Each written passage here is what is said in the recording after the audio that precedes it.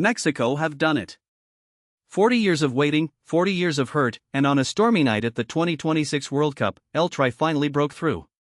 Mexico defeated Ecuador 2-0 to claim their first World Cup knockout victory since 1986, and with a date at the iconic Estadio Azteca now on the horizon, the question everyone is asking is, just how far can this team go? The game very nearly did not start on time. Thunder and lightning rolled in before kickoff, forcing a 1-hour delay. Ecuador had already lodged a complaint with FIFA before a ball was kicked, after videos surfaced online showing Mexican fans staging an impromptu celebration outside Ecuador's team hotel the night before. None of it seemed to put Mexico off their stride. When the game did get going, Mexico wasted no time. Julian Quiñones raced from his own half, collected a long pass at full speed, and smashed the ball into the top corner. It was a stunning, explosive opening.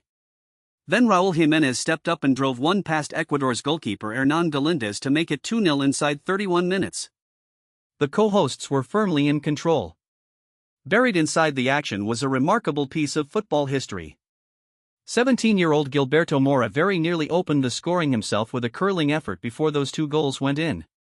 By stepping onto that pitch, he became the youngest player to start a World Cup knockout game since Pelé, who was 17 years and 239 days old when he did it back in 1958.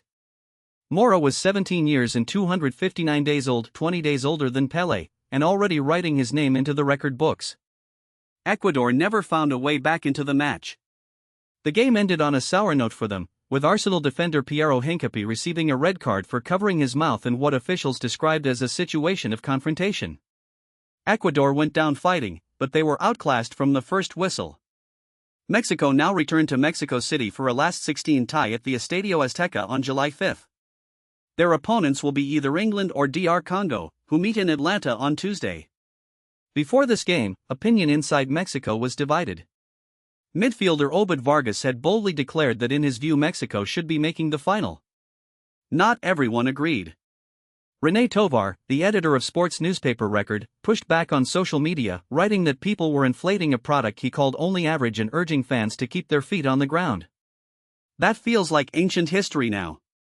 Manager Javier Aguirre has built a unit that genuinely functions as a team. Goalkeeper Raúl Rangel was excellent. Center-backs Johan Vázquez and Cesar Montes were solid as a rock.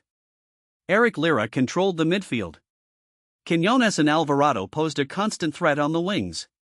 This is not a squad dripping with household names at every position, but that scrappy collective spirit may prove to be their most potent weapon. When Mexico run out at the Azteca on July 5, that crowd will be deafening. And that might just be enough.